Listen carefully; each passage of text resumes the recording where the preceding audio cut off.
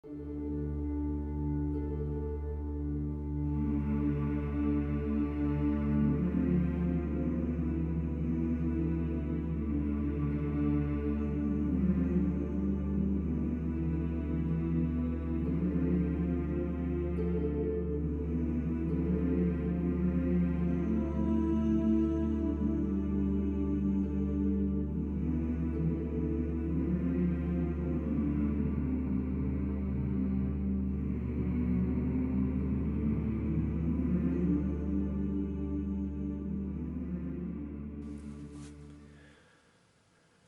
everyone, Catweazle here. Welcome back to the channel and to Darkest Night, Turn 7.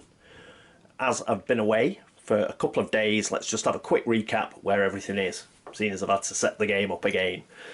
Okay, we've got Rathymnon, the crotchety old wizard. He's still in the mountains, where he's hoping to deal with secret convoy eventually. We've got the Necromancer. He's in the village, he's dropping blights left, right and centre, but hopefully he should be moving out of there shortly. And our other three characters, Cassandra the Knight, Prioris the Priest and Talon the Rogue, are all in the ruins. Okay, what's the plan? Well, we're going to try and get the Necromancer to us, and we're going to try and end his dark reign of madness throughout the kingdom. So, first up, well, I think Prioris the Priest will go first. He's on 6 Grace and he's on 1 Secrecy. Righto, so let's flick his token onto the moon side. And what are we going to do? Well, first of all, we're not going to go straight into his turn, because what we can do is we can do some trading of items. This can take place at absolutely any time. So just before he goes, what we're going to have is Talon the Rogue is going to pass over the Holy Relic to Cassandra the Knight. We just want Talon to keep his secrecy. He'd lose his secrecy for having the Holy Relic when he started his turn, but he hasn't started his turn yet, and as we can hand over the relic at any time, we will do that before his turn. So the Holy Relic is now held by Cassandra. Back to Prioris. What's Prioris going to do? Well, let's chant our mantra. Is the Necromancer next to him? No. Is he carrying the Holy Relic? No. Has he got any start of turn instructions on his power cards? No. Is he in the monastery? No, he isn't. Therefore, he has got to take an event card. So let's have a look. Ooh. Grim Tidings. Oh dear. Draw a quest and roll 1 die to determine its location. Damn! Don't need another quest. What's going on? Right. Top quest card is upside down. Trap children. Well, at least it's got 5 timers on it. But we need 2 progress on it. A group of children has been cut off from help by the advancing dead. Sneak them out of danger and back to safety. Elude versus 4. Each success is a progress. So if we've got 2 successes in a single roll, then we do it. Completed, we draw a search result. If it expires, we get +1 on the darkness. Well, hopefully, as it's got a timer of 5 on it, we will have got rid of the Necromancer by then, and the children will be freed that way. But let's find out where this is going to go. So put this here. Let's give it a quick roll. Where's my dice cup? It's over here. And it's a 3. So it's in the forest. So we'll put it over here. In the forest. So we know where that is. Okie dokie. Right, let's carry on with Prioris' turn. In fact, let's zoom in a bit. Here we are at the ruins. A bit closer in so we can see what's going on. So we had a bit of a horrible event there, but hopefully we can save the kids by defeating the Necromancer. So what's Prioris going to do next for his action? Well, for his action, he's going to use Blessing of Strength. Action, activate on a hero in your location. and he's going to activate this onto Cassandra. So she will get +1 die in any fight that she has. So I'll put that in a player area so we know she's got a blessing. So that is it for Prioris and his action. End of turn event. We've got an Unholy Aura, but you don't have to defend against it and you don't have to elude it. So that's fine. That's the end of Prioris' turn. Next up, I think we shall have Cassandra. So let's flip her token onto the moon side. And let us chant the mantra. Is the Necromancer present? No. Is she carrying a holy relic? Yes, she is. So she loses a secrecy and goes down to 2. Does she have any start of turn instructions on a power card? No, she doesn't. She's not in the monastery, so therefore we have to pick up an event card. Let's see what we get. We get Shadow Sight. Roll 1 die and pick one of these. Oh dear. Right, let's do a roll. Go on. Go on, Cassandra. She gets a 1. Unfortunately, the Holy Relic only counts when we're fighting for a +1. Exhaust her power. That's just so annoying. Well, we're not going to move anywhere, I don't think, so we won't need Hard Ride. So that's what we're going to exhaust. She's going to exhaust Hard Ride. That leaves her with Sprint and Charge. But not nice. Plus some pathetic rolling. Let's get rid of that dice. Rubbish one.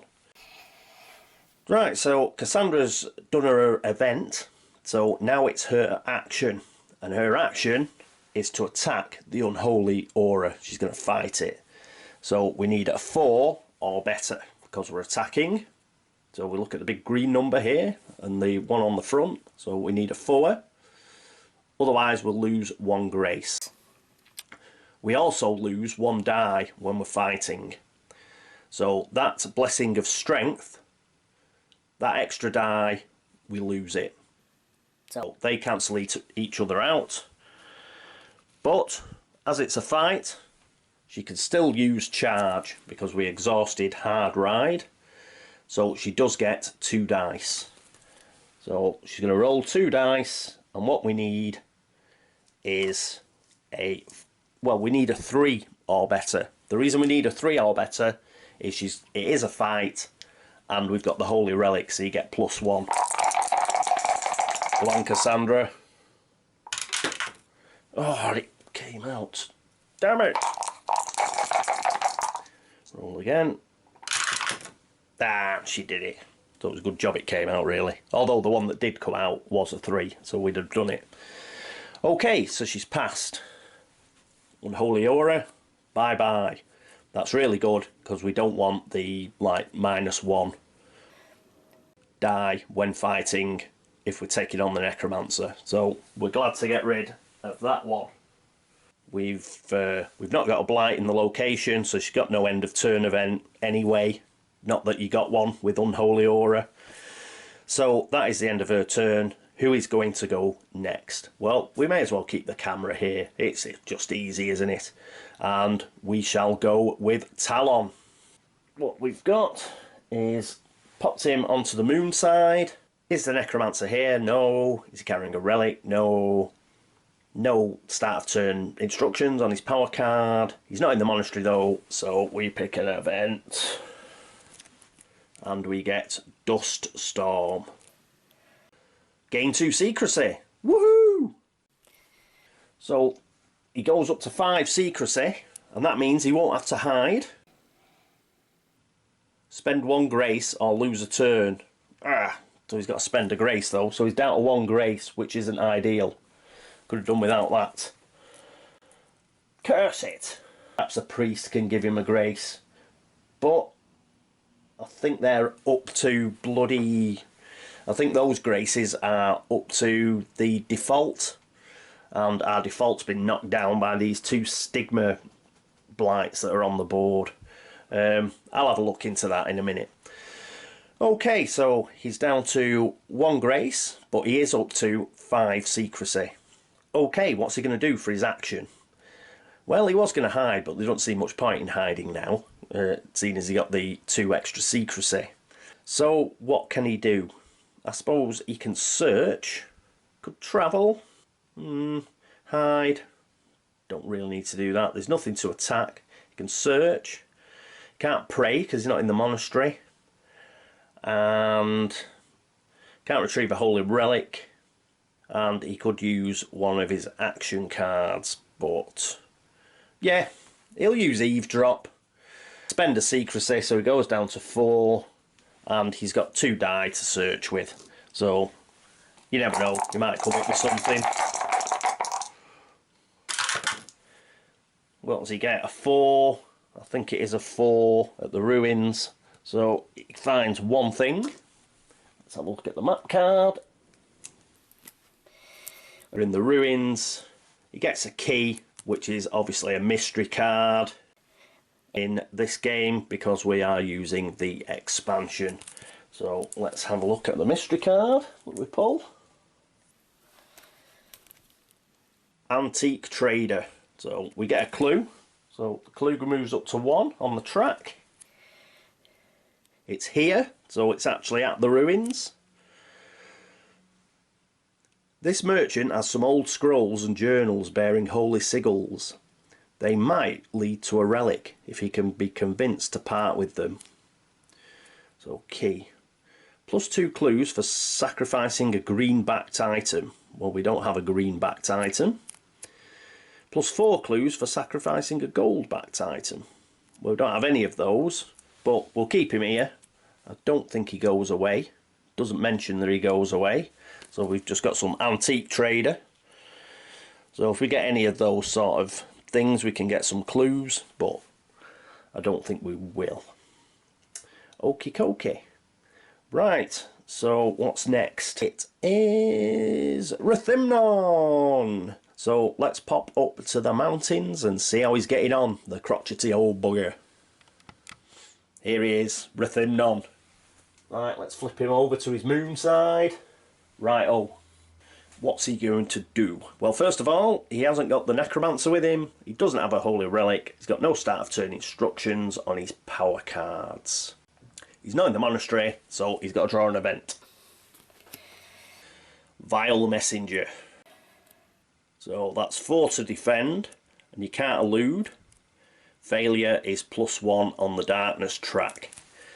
Right, so he just gets 1 defend die. He needs a 4 or better. He gets a 4. Good old Rathymnon. Kicking ass. Right, so the Vile Messenger is defended against. The darkness track doesn't go up, so that's funky. And that's his event done. So what about his action? So we've still got a bit of time on Secret Convoy. So what he's going to do is he's going to hide. And the reason he's going to hide is it gives him back 1 secrecy. So he moves up to 4 or 5. I'll have to check that because it's in the middle of them again. So I'll put it at 4 for the time being. And I'll change it to 5 if it turns out he was on 4. But I think he was on 3. Right, so his secrecy is now at 4. And he does get to now refresh both Lightning Strike and Invisibility. So they are now available to him again, which is good. Excellent news for Rathymnon. He may have to teleport in to help the other guys out, depending on how we go on in the coming turns. But Invisibility will also help next turn to get this artifact off the Secret Convoy. It'll give him extra dice because we've got to do an elude. An elude check of 5, so that'll help having invisibility back. Righty ho. End of turn. Stigma. Don't have to defend against it. Don't have to elude it. So that's cool. Right. Let's get along to the Necromancer. See what he's doing. And here we are in the village with the Necromancer. So first of all, he's got a roll.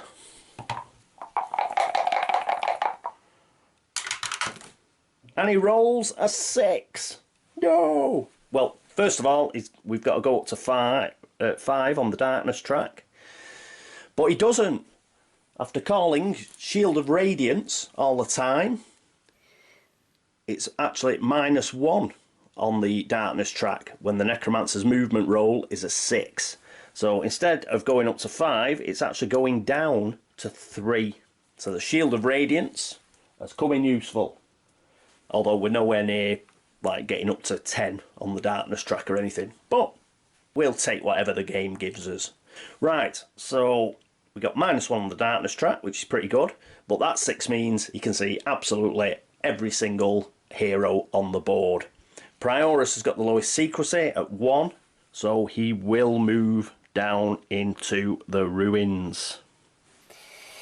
So that means he will drop a blight. So let's get a map card and have a look at the ruins. And we get a flux cage, which is bad, I think. I think that's bad.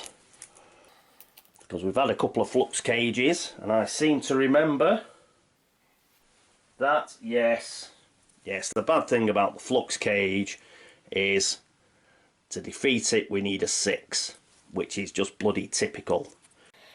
We couldn't get something that was a nice easy 4, like the Unholy Aura. No, we've got the flux cage. It's entering or leaving, you lose a secrecy, that's not too bad. What is bad is it does need to be defeated before we can actually attack the Necromancer, and we've got to roll a bloody 6. Right, and we'll lose 1 secrecy if we fail to defeat it.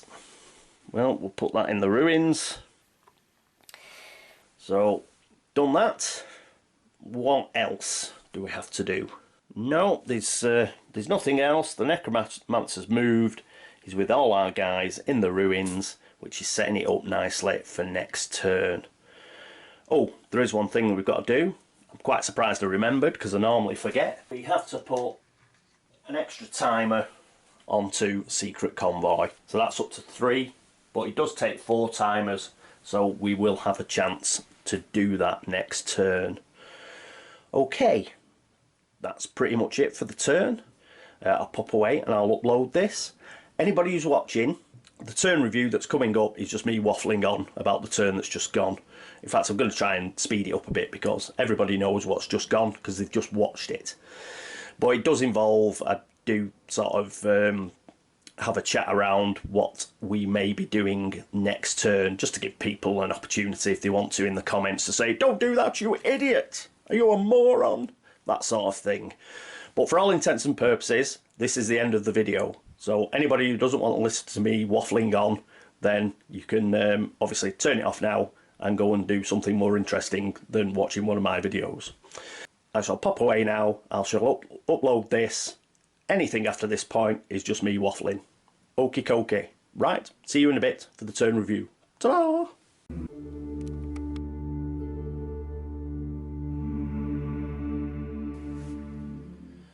Hello everyone, welcome back to the turn review. I'm going to try and quicken this up a bit. As I mentioned, you've already watched the turn. But one of the good things about doing a turn review is I'm able to change some stuff that I got wrong. One of the things I got wrong was with Cassandra. When she received the Holy Relic from Talon, she should have lost a secrecy. She should have also lost an extra secrecy when she fought the Blight. So she is actually at 0 secrecy. I think during the turn as well, I mentioned Prioris had 1 secrecy. He hasn't, he's got 2. So ignore that. Were there any other mistakes I made? Oh yes, I was dead chuffed with myself because I remembered to put the timer onto Secret Convoy. But of course I forgot to put the timer onto Trapped Children. What an idiot. So I've done that now. That's cool. Okay. Very quick turn review. No need to labour the point, as I say. First player was Prioris. What he did, didn't move, got Grim Tidings, which was Trapped Children, and for his action phase, he cast Blessing of Strength, which he cast onto Cassandra. So that was his turn. In her turn, Cassandra got an event of Shadow Sight. She rolled appallingly, got a 1, so she had to exhaust Hard Ride, which she did. Then during the action phase itself, with the help of the Holy Relic, because it was a combat, she managed to get rid of Unholy Aura, so we're no longer -1 on our fight die in the ruins. So that was pretty cool. Talon, let's flip that over. Talon, well, he got caught in a dust storm. He lost a grace, so he's only on 1 grace, which is a bit worrying. But he did get 2 secrecy, so he didn't have to hide during his action phase, so he searched. Came across an antique trader, we got a clue for getting the mystery card, but we didn't have any green or gold-backed items. For example, a treasure chest is a gold-backed item, but we didn't get any of those, so we couldn't get rid of them for clues. So that was his go. Then we went up to the mountains for Rathymnon. And what Rathymnon did, he had to encounter a vile messenger, but he managed to defend against it, so the darkness track didn't go up. Then he hid. That gave him an extra secrecy, and he was also able to refresh invisibility and lightning strike, so they should come in useful next turn. Right, after that, it was obviously the Necromancer's go. He did go to the ruins. He would have gone to the ruins anyway, even though I messed up on Cassandra's secrecy, because Prioris, who I thought was on 1, is in the same location, so he'd have still gone to the ruins anyway, so no problem there. He did roll a 6, however. Because he rolled a 6, Shield of Radiance, which I thought was a load of cobblers when I pulled it, actually meant that the darkness track went back 1, so it's on 3 now. So he did move to the ruins, dropped a blight, he dropped Flux Cage, which is a real pain because we have to roll a 6 to get rid of it, and get rid of it we must if we want to fight the Necromancer. Right, next turn, what are we going to do? I think Rathymnon will go first.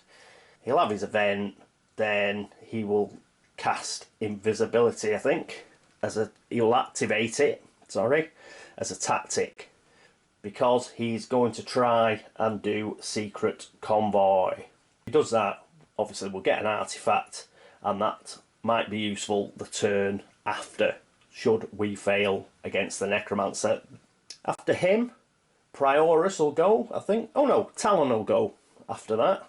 And what Talon will do is he is going to attack the Flux Cage. So he's going to use Ambush, and hopefully he will get a 6 and get rid of it. If he doesn't get rid of it, he just loses a secrecy. He doesn't lose grace. So he's just going to try 3 dice to try and get rid of it. Then Prioris is going to have a go. He might have a go at getting rid of Flux Cage if Talon doesn't manage it. He has got Miracle, so though he'll only be rolling 1 die, he can re-roll that as many times as he's got Grace, so we might re-roll it 2 or 3 times, see if he can do it. Benediction's no good because it's replacing Grace up to default, and because of the stigmas, it's pretty much useless, unfortunately. That's what he's going to do. Those 2 characters are really going to try and get rid of Flux Cage. Then it's going to be Cassandra's go. Now, during her event phase, when she'd normally draw an event card, she will get attacked by the Necromancer because she's at 0 secrecy. So there's an opportunity there for her to win the game, as long as Flux Cage has gone. Flux Cage hasn't gone, then if she does succeed, she will get rid of Flux Cage at that point, because the Necromancer sort of flings his blights in the way to save himself. If she doesn't succeed for whatever reason during that event phase attack by the Necromancer, then she can attack again during the action phase. So she is going to get a couple of bites of the cherry. Hopefully Flux Cage will be gone and she will get 2 goes at the Necromancer, and hopefully we'll win. But if we don't, then she'll lose Grace, and then we'll have to look to next turn and put another plan in place. But that'll be for the next turn review. Okay, I hope you've enjoyed the episode. I hope you've enjoyed watching. Thank you very much for all the subscriptions, for all the views, the comments and the tips. Much appreciated as always. So that's it for this episode. And that just leaves me, Catweazle, to say thanks very much for watching, and I hope you join me for turn 8 of Darkest Night. Until then, toodaloo.